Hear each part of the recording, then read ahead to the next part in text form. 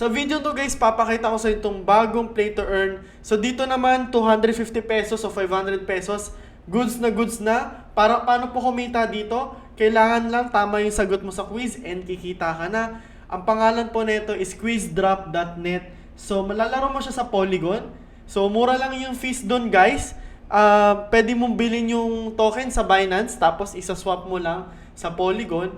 And syempre, if hindi ka pa nakaka-subscribe sa channel ko, ang pangalan ko po ay Crypto Addict sa YouTube, mag-subscribe na po kayo ngayon at tulungan niyo po ako mag 40,000 subscribers bago po matapos tong taon na to. So, balik naman po tayo dito again. So, paano po ba mag-start dito sa quiz drop? Okay? So, ang gagawin po muna natin is click natin tong play now. Pero pag kinlik po natin to, dapat ang network po natin, wait lang po ang network po natin ay Polygon. Ililipat po natin. Ngayon, kung gusto nyo po makabili ng Q-Drop, so 15 Q-Drop lang naman need nyo para dun sa membership nila. So yung 15 Q-Drop is magkano lang?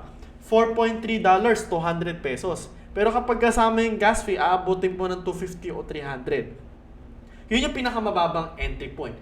So sa swap mo lang yan dito, tapos na. 'Di ba? So ito yung actually, pag kinlik mo tong play now, ito yon guys. Okay? Ito yon. So, ito yung platform nila. So, ko-connect mo yan. So, connect mo lang yung wallet mo dyan. So, punta tayo sa Polygon. Diba? Ayan. So, ang gagawin mo dyan, meron kasi yung mga membership na tinatawag. So, ito yung membership niya. So, karagdagan po yan na makukuha yung tawag doon, questions kapag nagpa-membership po kayo. So, syempre ito ay 15 Q-Drop ang halaga. Yung diamond is, which is times 5, 75 Q-Drop yung halaga. So, yung 75 Q-Drop, kung gusto niyo yung maximum, magkano lang siya? 1,000.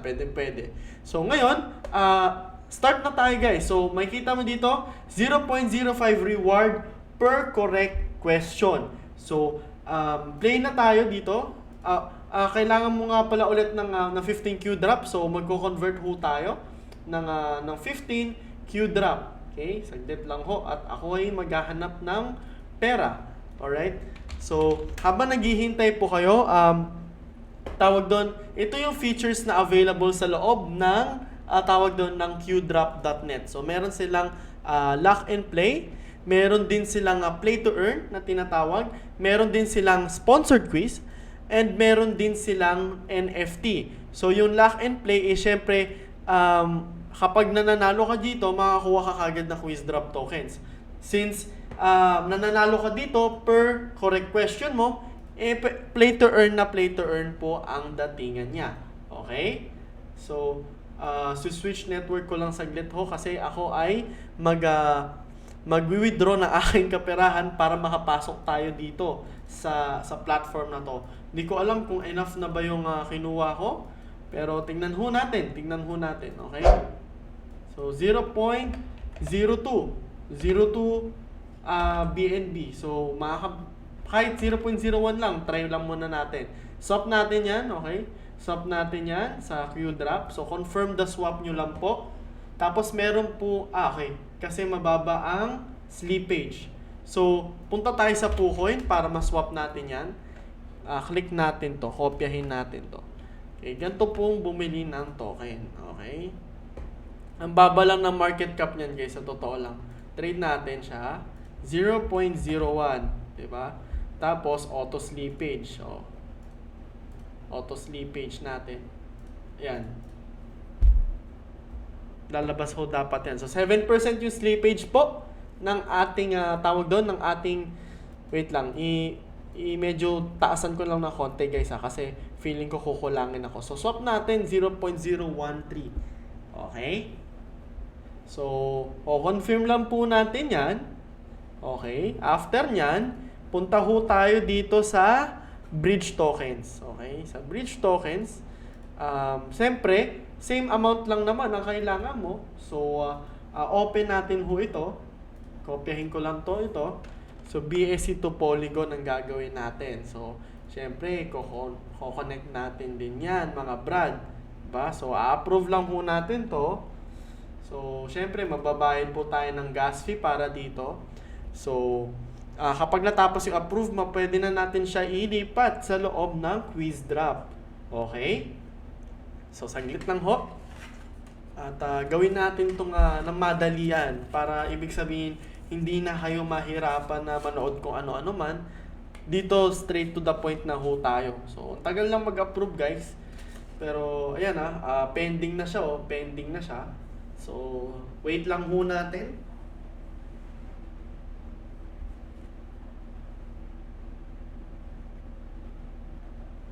Ang tagal lang na. Ayan, okay na. So, cross-chain deposit lang natin.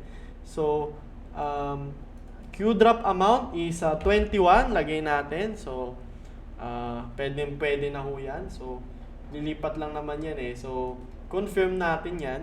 Ang kagandahan nito, meron silang bridge.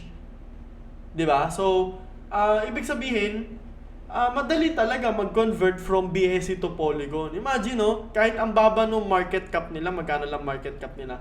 $500,000 lang. Pero may bridge sila. So, meron technology ginawa. So, medyo okay to sa akin. Natuwa ako ng konti. Kasi, tawag doon, ang laki ng effort nila rito, guys. So, okay naman. So, pay membership muna tayo. So, kunin natin tong si Iron. Okay? So, pay lang ho tayo ng maliit na gas fee. Bakit ayaw? Siguro hindi pa dumadating ang ating token sa loob ng quiz drop. So, ayun, makikita mo nga pala siya rito, guys. Kung ilan tokens ang meron ka. So, nakapag cross-chain deposit na tayo. So, I assume mare-receive na natin siya dito for a couple of seconds or minutes, di ba? So, yan, may mga upcoming quizzes pa dito sa loob. Meron din ang claim history, meron din previous quizzes. So, hinihintay ko lang actually mag-reflect itong Q-drop ko. Okay? Kasi BSC to Polygon yan Dapat nandito na yan, guys. Diba? Diba? Diba? Tama naman yung dulo, tama naman siya. Pero wala pa yung membership. Diba? So, tagal Tagal, guys. Ang tagal, guys. I'm just being patient lang talaga. So, let's be patient. So, ewan ko naipit ba? Ayan, nandito na ang ating Q-drop. Okay? So, pay tayo ng membership. Start lang tayo sa Iron. Okay? Para matry lang natin. Di ba? So, maliit na Matic lang kailangan mo. 50 pesos lang lalagay mo na Matic token. Worth of Matic token. Pwede na po kayong makapagbayad ng gas fee dito na talagang complete yung experience. Di ba? In terms of playing. Walang sabit kasi kinukulang sa gas fee.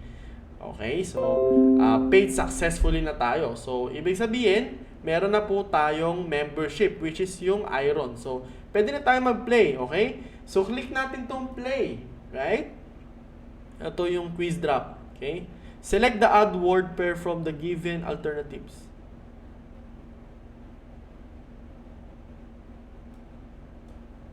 Select the odd pair from the given. Kung sino yung naiiba. Ito siguro, butterfly. Ay, pusang gala. Select the odd word pair from the given Bangkok, Jakarta, Tokyo. This one is Asia. So, select the odd word pair from the given alternatives. Toronto, Michigan. I'm not sure kung ito, parang ito. Select the odd word pair from the given alternatives. Kung ano yung naiiba? Andes, Madagascar, Himalaya, parang Rocky. Select the odd word pair from the given alternatives. Ano yung naiiba? Onion, olive, corn, palang olive. Ewan ko Giving alternatives. Malta. Siyempre Malta kasi country to Select the odd pair from the given alternatives. Hands, eyes, legs. Ito nasa face to. Ito is nakalimutan. Select the odd word pair from the given alternatives. Cricket, siguro to, submit. Yun lang, nagkamali lang ako ng konti doon, guys. Pero, oh my God! 2 out of 10 lang ako. 2 out of 10 lang ako. Okay? So, ayun lang, ayun lang. So, if actually na-correct, tama lahat ng nasagot mo, okay, out of 10, may nakukuha kang 0.5 Q drop. So, compute natin, di ba, in terms of kitaan. So, let's say, 15 Q drop ang ginastos natin. So, assuming na, hindi naman natin mapa-perfect. Sabihin na natin yung average. 7 out of 10 ang matama mong sagot. So, kikita ka dito ng 0.35 Q drop per day.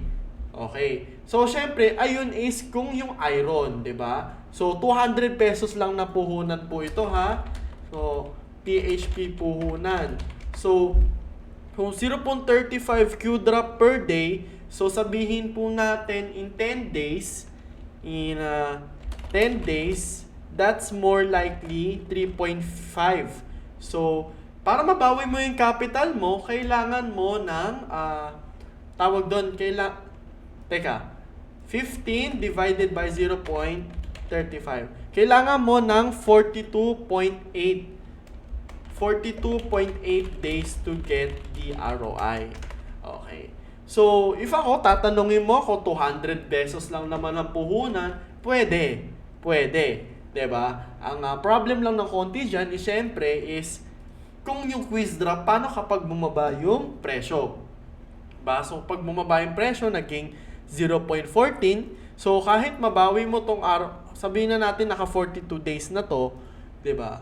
Magiging 80 days yan. Okay? So, syempre, lahat po talaga may risk. Okay? Nandito tayo sa crypto, very volatile ang lahat. So, syempre, always invest lang talaga what you can afford to lose. And syempre, hindi po ito financial advice. Ang kagandahan na neto is quiz naman siya. Play to earn na quiz. So, naiiba. Tsaka unang-una, meron din silang bridge. So, dun sa technology, talagang pinag-effortan lang nila. Ang problema lang siguro kaya nagkaganito kasi nagda-dump lang yung mga siraulong mga gamers, 'di ba? Pagka-ROI nila. Pero if titignan mo, okay yung time na to para kumuha ka na ng diamond. Magkano lang yung diamond, bro? Magkano lang yan? 1,200, 'di ba? So, assuming na ganyan ang kinikita mo, so 0.35 Q drop per day. So, sabihin natin times 5, 'di ba? 1.75 Q drop. So, kumikita ka nga lang ng 25 pesos a day, 'di ba? So, ayun nga lang ang sinasabi ko, medyo mababa. Pero pwede po to sa maliit lang ang puhunan. Okay? Lalo na kung tawag doon ay tama po kayo sa lahat ng sa lahat ng questions na tinatawag. So, meron din silang pa-claim na 0.1 Q drop. So, airdrop to, I guess. Hindi pala siya airdrop. Ito yung kinita mo. Okay? Ito yung kinita mo na Q drop. Kasi nakadalawang tama lang ako eh. Diba? So, ayun po yung nangyayari dito. So, ayun, nakikita nyo dito, na-claim ko na yung pinanalo ko. Last claim ko is ngayon, diba? 01:45. Okay, 1:45 AM kasi December 16. Okay, so ayun po yung game na to, guys. I hope nagustuhan nyo. And syempre, kung gusto nyo, ipunta na lang kayo dito. Wala namang referral to, wala naman to promotion.